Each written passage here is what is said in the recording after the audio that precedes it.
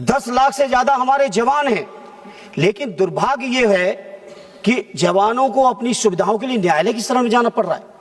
जहां हम इस फैसले की चर्चा कर रहे हैं, वहीं जनवरी 2023 में दिल्ली उच्च न्यायालय को एक फैसला देना पड़ा और दिल्ली उच्च न्यायालय ने एक फैसला दिया कि पूरे के पूरे पैरामिलिट्री फोर्सेस को, केंद्रीय आर्म फोर्सेस जो हैं, इनको ओल्ड पेंशन ओपीएस मिलनी चाहिए। सरकार बजाय इसके कि ओपीएस दे, सरकार सर्वोच्च न्यायालय में अपील में चली गई। अब सर्वोच्च न्यायालय से भी अगर ये जीतेंगे तो रिव्यू में जाइएगा, रिव्यू से भी जीत जाएंगे तो फिर से एक बिल ले आइएगा। हमने मान लिया कि आपका बहुमत है, लेकिन ये बहुमत देश की सेना का, देश के हमारे जो पैरामिलिट्री फोर्सेस हैं, केंद्रीय आर्म रिजर्व फोर्सेस हैं, उनका मनोबल गिराने के लिए बहुमत आपका काम कर रहा है।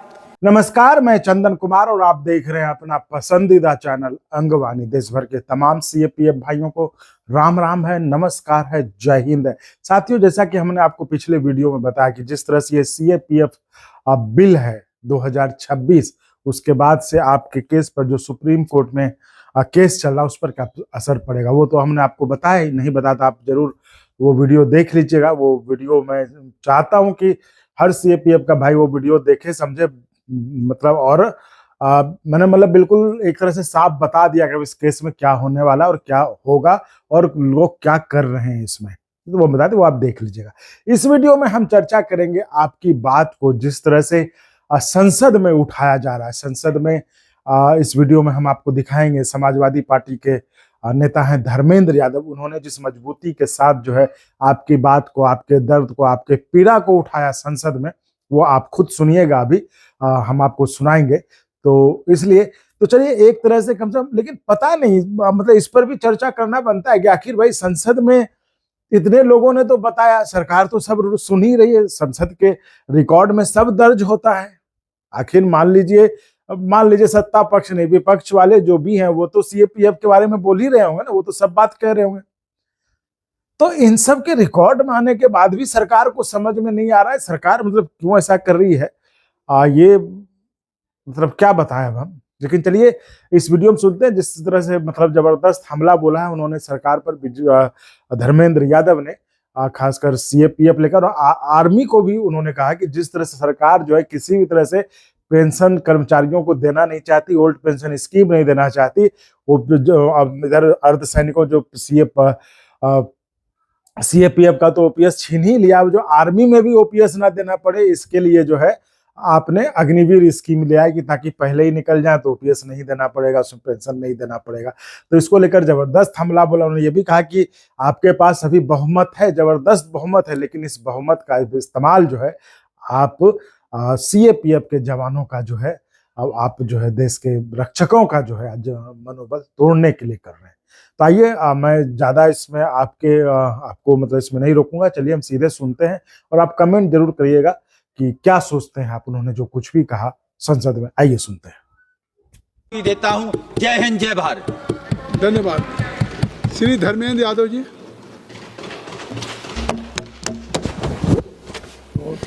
धन्यवाद माननीय सभापति जी। माननीय सभापति जी, मैं अपने वक्तव्य को शुरू करने से पहले देश के सभी सशस्त्र सैनिकों को, विशेषकर वो सैनिक जिन्होंने देश की रक्षा के लिए, आंतरिक सुरक्षा के लिए, बाहरी रक्षा के लिए अपने जीवन की आहुति लगा दी, प्राणों की आहुति लगा दी और देश के लिए शहीद हुए हैं, सबसे पहले मैं उन शहीदों को नमन करता हूं अपनी ओर से और अपनी पार्टी और माननीय अखिलेश यादव जी की ओर से। सभापति जी, हमने बचपन से ही श्रद्धेय नेताजी का सानिध्य पाया और ये मेरा सौभाग्य है कि जब तक हम होश संभाले तब तक श्रद्धेय नेताजी देश के रक्षा मंत्री बन गए थे। हमारे परिवार में भी बहुत सारे सैनिक रहे। हमारे बड़े ताऊ जो श्रद्धेय नेताजी से बड़े थे वो खुद सेना में थे। सेना के लोगों का, पैरामिलिट्री फोर्सेस के लोगों का दर्द, एहसास, परेशानियां, मैं बड़ी जिम्मेदारी से कहता हूं सभापति जी, हम लोग जो देहातों से आए हुए हैं, किसानों के परिवारों से आए हुए, उनसे बेहतर कोई समझ नहीं सकता है। सभापति जी, अभी 2 दिन पहले नक्सलवाद पर चर्चा चल रही थी इसी सदन में। देश के गृह मंत्री जी कह रहे थे कि देश के अंदर नक्सलवाद खत्म किया है। मैं गृह मंत्री जी से जानना चाहता हूं, उस दिन भी थोड़ा सवाल किया था और बेहतर होता कि आज माननीय गृह मंत्री जी स्वयं होते। मैंने उस दिन भी कहा था, अरे गृह राज्य मंत्री जी हैं, स्वीकार्य हैं, लेकिन पूरा देश जानता है गृह मंत्री जी के फैसले से ही देश चल रहा है। यह बात पूरा देश जानता है, उसको हम नहीं दोहराना चाहते को। सभापति जी, जहां हम लोग इस बात के लिए फक्र महसूस कर रहे हैं, पूरा देश फक्र महसूस कर रहा है कि नक्सलवाद खत्म हुआ या खत्म होने की कगार पे है, तो बेहतर होता कि केंद्र की सरकार कुछ ऐसा कानून लाती इस सदन में कि जिनकी दम पर, जिनकी कुर्बानियों से, जिनके त्याग तपस्या बलिदानों से जो हमें नक्सलवाद खत्म करने का मौका मिला है, आज हम लोग कम से कम उनके लिए कुछ सुविधाएं बढ़ा रहे होते, उनके लिए कुछ सेवाओं में रियायत दे रहे होते, उनकी कहीं हम पे से लेके और तमाम चीजों को बढ़ा रहे होते, तो शायद अब पूरा सदन फक्र के साथ उस बिल को पास कर रहा होता। लेकिन सभापति जी, ये जो बिल लाया गया है, ये बिल जो केंद्रीय सशस्त्र पुलिस बल सामान्य प्रशासक विधेयक 2026, बहुत जिम्मेदारी से कह रहा हूं, और ये बात सरकार के लोगों, माननीय मंत्री जी, मुझे लगता नहीं है कि आपने जिनके नाम से ये बिल ला रहे हो, प्रशासनिक सुधार की बात कर रहे हो, मुझे नहीं लगता है कि आपने कोई केंद्रीय आर्म पुलिस बल के अधिकारियों के डेलीगेशन से आप मिले हो। हम में से अधिकांश सांसद ऐसे हैं जिनके दरवाजों पर आके हमारे अधिकारी लोग अपना दर्द बता के गए। काश आपने इस बिल को, विधेयक को ड्राफ्ट करने से पहले उनके दर्द को सुना होता। सभापति जी, अभी हमारे मीना जी कह रहे थे, हम लंबा नहीं दोहराएंगे उसको, आखिर क्या कारण है कि हमारे केंद्रीय पुलिस फोर्स के लोगों को उच्च न्यायालय, सर्वोच्च न्यायालय जीतते हुए फिर सर्वोच्च न्यायालय में भी सरकार को चैन नहीं पड़ा, उसके बाद रिव्यू पिटीशन में चले गए, रिव्यू पिटीशन भी हार गए, तो विधेयक ले आए और विधेयक में क्या कहा कि हम सुधार करने जा रहे हैं। क्या सुधार कर रहे हैं आप जितने भी केंद्रीय पैरामिलिट्री फोर्सेस हैं, उन फोर्सेस में आप आईपीएस को डेपुटेशन पे लाके ऊपर से बैठाना चाहते हो। पूरे जीवन की जो उनकी मेहनत है, त्याग है, तपस्या है, जो अनुभव है विपरीत परिस्थितियों में काम करने वाला, उन अनुभवी अधिकारियों का पूरी तरह से आप उपेक्षा कर रहे हैं, मनोबल तोड़ रहे हैं। हमसे लोग मिले 23 मई 2025 के जो माननीय सर्वोच्च न्यायालय के फैसले को लेकर, 13,000 क्लास 1 के ऑफिसर हैं केंद्रीय फोर्सेस में, 10 लाख से ज्यादा हमारे जवान हैं, लेकिन दुर्भाग्य यह है कि जवानों को अपनी सुविधाओं के लिए न्यायालय की शरण में जाना पड़ रहा है। जहां हम इस फैसले की चर्चा कर रहे हैं, वहीं जनवरी 2023 में दिल्ली उच्च न्यायालय को एक फैसला देना पड़ा, और दिल्ली उच्च न्यायालय ने एक फैसला दिया कि पूरे के पूरे पैरामिलिट्री फोर्सेस को, केंद्रीय आर्म फोर्सेस जो हैं, इनको ओल्ड पेंशन ओपीएस मिलनी चाहिए। सरकार बजाय इसके कि ओपीएस दे, सरकार सर्वोच्च न्यायालय में अपील में चली गई। अब सर्वोच्च न्यायालय से भी अगर ये जीतेंगे तो रिव्यू में जाइएगा, रिव्यू से भी जीत जाएंगे तो फिर से एक बिल ले आइएगा। हमने मान लिया कि आपका बहुमत है, लेकिन ये बहुमत देश की सेना का, देश के हमारे जो पैरामिलिट्री फोर्सेस हैं, केंद्रीय आर्म रिजर्व फोर्सेस हैं, उनका मनोबल गिराने के लिए बहुमत आपका काम कर रहा है। सभापति जी, सदैव नेताजी ने रक्षा मंत्री रहते हुए हमारे रक्षा मंत्रालय के जो हमारे सैनिक हैं, उनके लिए तमाम सुविधाएं बढ़ाने की कोशिश की, तो अब क्या कर दिया आपने? हालांकि रक्षा मंत्री जी मौजूद नहीं है, लेकिन सरकार की सामूहिक जिम्मेदारी है। आपने हमारे रक्षा मंत्रालय के सैनिकों को पेंशन न देनी पड़े तो उसके लिए अग्निवीर की टेम्परेरी नौकरी ले आए। क्या कर रही है सरकार? क्या कर रही है सरकार? इस सरकार की जो नीयत है मैं समझ ही नहीं पा रहा हूं। आखिर हमारे CRPF, BSF, CISF, ITBT, SSB के जो हमारे लाखों जवान हैं, उन जवानों के मनोबल को क्यों गिरा रहे हो? क्या रखा है आईपीएस की सेंट्रलाइज ताकत देने में? क्या रखा है कि केवल गृह मंत्रालय ताकतवर हो जाए, बाकी देश के किसी मंत्रालय की ताकत बढ़े या घटे, इस बात से कोई मतलब नहीं है सरकार को। इसलिए मैं इस मौके पर बहुत जिम्मेदारी से कहता हूं, ये बिल जो आया है, ये बिल देश के सशस्त्र सुरक्षा बलों का मनोबल गिराने के लिए आया है। और मैं गृह मंत्री जी जिम्मेदारी से कह रहा हूं, ये बात जो कह रहा हूं रिकॉर्ड में रहेगी हमेशा। ये जो कुछ भी आप लोग कानून बना रहे हो, चाहे इस बिल के माध्यम से हमारे केंद्रीय सुरक्षा बलों के मनोबल को गिरा रहे हो, उनके पदों को घटा रहे हो, 13-13 साल 15-15 साल हो जा रहे हैं, उनको प्रमोशन नहीं मिल रहा है। जितनी अवधि में आईपीएस लोगों को 3 से 4 प्रमोशन मिल रहे हैं, उतनी अवधि में हमारे पैरामिलिट्री फोर्सेस के अधिकारियों को 25-25 साल तक एक पदों पर पड़े हैं, कोई प्रमोशन नहीं मिल रहा है। और उसको कानूनी अमली जामा पहनाने के लिए जब हमारे सैनिक साथी, जब हमारे पुलिस के बल के लोग, केंद्रीय पुलिस बल के लोग न्यायालय से जीत जाते हैं, तो आप कानून ले आते हो। उसके बाद राजा साहब आप बहुत तारीफ कर रहे हो, मैं समझता हूं पूरा देश का अर्धसैनिक बल इस बात को देख रहा है, पूरे देश की हर सीमा पे देख रहे हैं लोग, जो हमारे देश की 13,000 किलोमीटर की जो सीमा है उसको देख रहे हैं।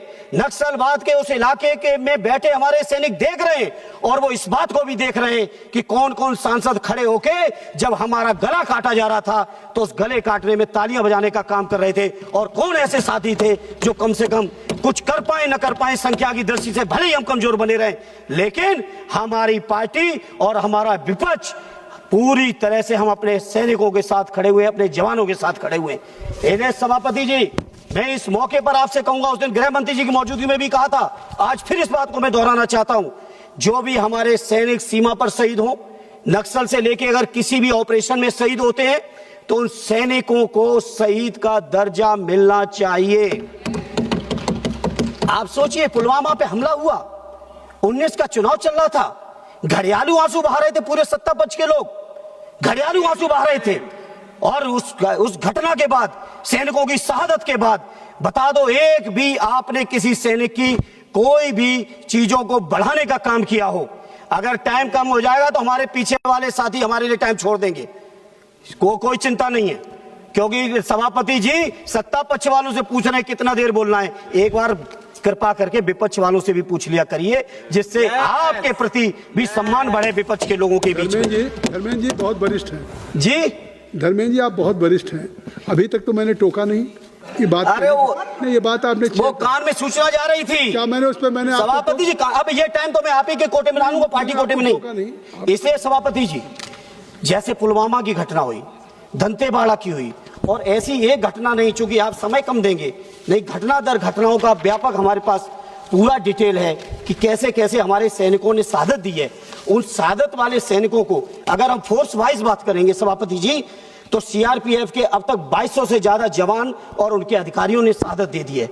बीएसएफ के 1900 से ज्यादा जवान और उनके अधिकारियों ने शहादत दी। आईटीबीपी के 600 से ज्यादा जवान उनके अधिकारियों ने शहादत दी। एसएसबी के और सीआईएसएफ के सैकड़ों जवानों ने शहादत दी। हमारे संसद भवन की रक्षा करने में शहादत दी, हमारे देश की सीमा की शहादत दी। लेकिन उस शहादत देने वालों को आखिर क्या दे रहे हो? उनके परिवार के लोग, हम में से अधिकांश लोग जाते हैं जब कोई सैनिक खत्म होता है, जब जाते हैं, सदैव नेताजी का बनाया हुआ कानून था कि हर सैनिक की डेड बॉडी सम्मान के साथ, राष्ट्रीय सम्मान के साथ गांव के अंदर उसके पैतृक स्थान पर उसकी अंत्येष्टि होती है। जहां हम लोग जाते हैं, परिवारों के लोग चिपक के रोते हैं और कहते हैं कि कम से कम हमारे परिवार का जवान शहीद हुआ है, इसको एक शहीद का दर्जा दे दो। वो शहीद का भी दर्जा देने में आपकी सरकार कंजूसी पे कंजूसी, छोटा मन से छोटा मन करते चले जा रहे हैं। और वहीं किसी अगर उद्योगपति को जरा भी सुविधा चाहिए है तो आपकी तो 16.5 लाख करोड़ आपने माफ कर दिए, लेकिन हमारे सैनिकों की शहादत के सम्मान के लिए आपके पास फंड नहीं है, आपके पास पैसा नहीं है। इसलिए मैं बहुत जिम्मेदारी से कह रहा हूं, हारिर मीना जी ने, कांग्रेस के हमारे साथी ने कहा है, मैं उनके साथ अपने को जोड़ते हुए कह रहा हूं, इस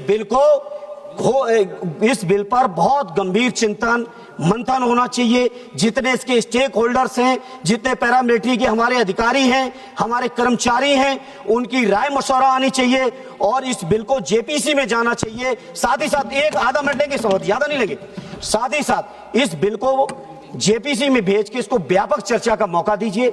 हमारे सैनिकों की सुनिए, हमारे पुलिस के जवानों की सुनिए, उनके अधिकारियों की सुनिए। और दो काम जो मैं अपनी पार्टी और माननीय अखिलेश जी की ओर से मांग करता हूं, सरकार के लोगों, अगर जरा भी संवेदनशीलता है, जरा भी सैनिकों के शहादत के लिए आपकी आंखों में आंसू हैं, तो कम से कम 2 फैसले ले लो, लोग याद करेंगे आपको।